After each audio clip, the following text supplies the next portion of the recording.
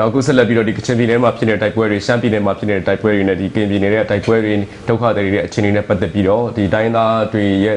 သဘောထားအမြင်တွေကိုစူးစီးတင်ပြလိုက်ပါတယ်ခင်ဗျာ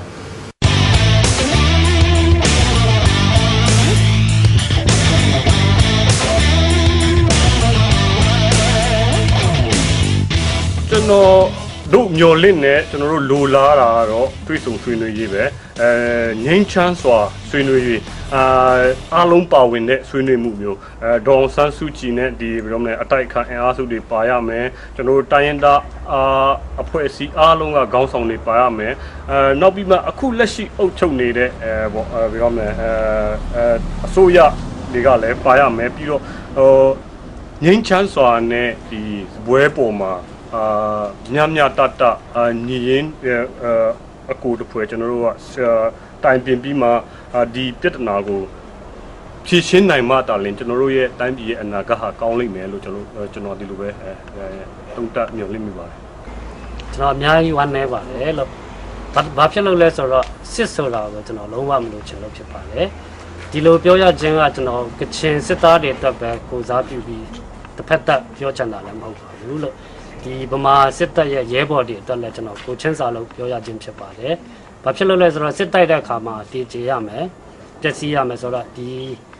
နှစ်ဖက်ရဲဘော်တွေရဲ့မိသားစုတွေအစားကျွန်တော်အလွန်ပဲဝမ်းနည်းကြောင်းအရင်ဆုံးကျွန်တော်ပြောချင်ပါတယ်။ဟုတ်ကဲ့ဒီကချင်မျိုးသမီးတယောက်အနေနဲ့ပေါ့နော်။ရန်ကိုစိတ်မကောင်းဖြစ်မိပါတယ်။ဘာဖြစ်လို့ဆိုရင်ကိုမွေးခဲ့တဲ့ကိုနိုင်ငံကိုရဲ့ဒေတာမြေမှာပေါ့နော်။အခုချိန်မှာဆိုရင်ဒုက္ခတွေအများကြီးရောက်တယ်။အဲ့လိုမျိုးမိမယောက်ျားကြီးဖြစ်စေငယ်ဒီဖြစ်စေပေါ့နော်အားလုံးကိုအိမ်နေရကိုစွတ်လို့ပြီးတော့မှာပေါ့နော်ဒုက္ခအလုံးခံစားခဲ့ရတယ်နေစားရေးတောက်ရေးကအစပေါ့နော်တွာလာရေးကအစဒီလိုမျိုးကိုလုံးဝကိုမမျော်လင့်တဲ့အချိန်မှာဒီလိုမျိုးစစ်တွေထဖြစ်တဲ့အတွက်ကြောင့်မလို့ပေါ့ဒုက္ခတွေပေါင်းစုံရောက်ခဲ့ရပါတယ်ဟုတ်ကဲ့အဲ့ဒါကိုရစိတ်ကောင်းဖြစ်မိပါတယ်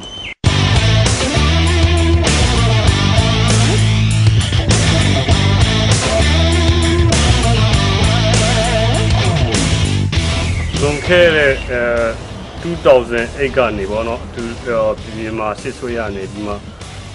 လမ်းပြမြေပုံတို့ဘယ်လိုပြောမလဲ election တို့ကိုစူးစမ်းလှုပ်ဆောင်တဲ့အချိန်မှာ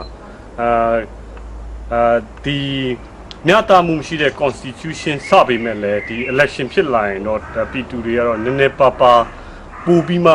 ကောင်းလာမဲ့နိုင်ငံရေးရိတ်ချင်နေမှရောက်မလားလို့မျှော်လင့်ခဲ့ကြတာပေါ့လေနော်ဒါပေမဲ့အခုတကယ်ဖြစ်တဲ့ဥစ္စာကဘာလဲဆိုတော့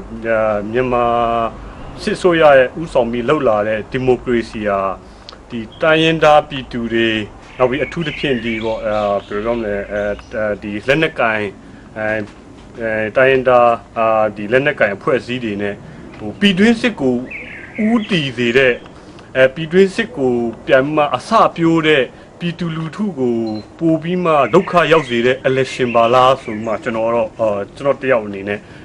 ပြန်မှဘယ်လိုပြောမလဲ analyze ပြန်ယူဆမိတာပေါ့လေသူလုပ်ခဲ့တဲ့ democracy ဟာပြည်သူလူထုကောင်းစားဖို့မဟုတ်ဘဲနဲ့ပြည်တွင်းစစ်မီးကိုတောက်လောင်စေတဲ့ democracy ပါလားဆိုမှကျွန်တော်အနေနဲ့သုံးသပ်မိတယ်ပေါ့နော်ပထမအဆုံးအချက်အနေနဲ့ဟုတ်ကဲ့အများကြီးပဲဝမ်းနည်းပါတယ်ဘာဖြစ်လို့လဲဆိုတော့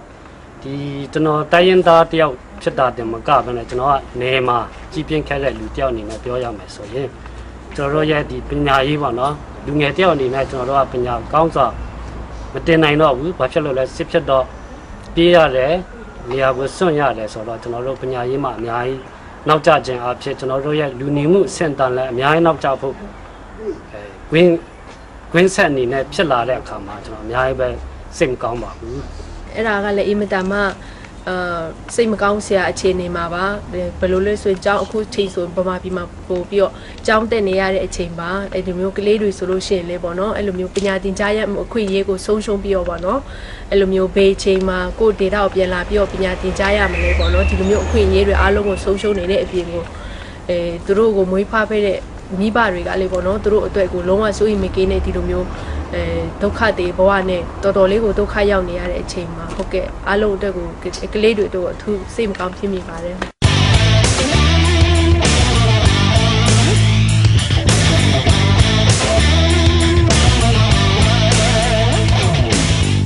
ဟုတ် ကဲ့ကျွန်တော်နိုင်ငံသားတယောက်အနေနဲ့လက်ခံပါတယ်နိုင်ငံတစ်ခုမှာစစ်တပ်တစ်ခုတည်းရှိရမယ်ဆိုတာကိုတာမန်အားဖြင့်ပေါ့အခြေခံအားဖြင့်ဒါပေမဲ့အဲ့စစ်တပ်ကမြန်မာ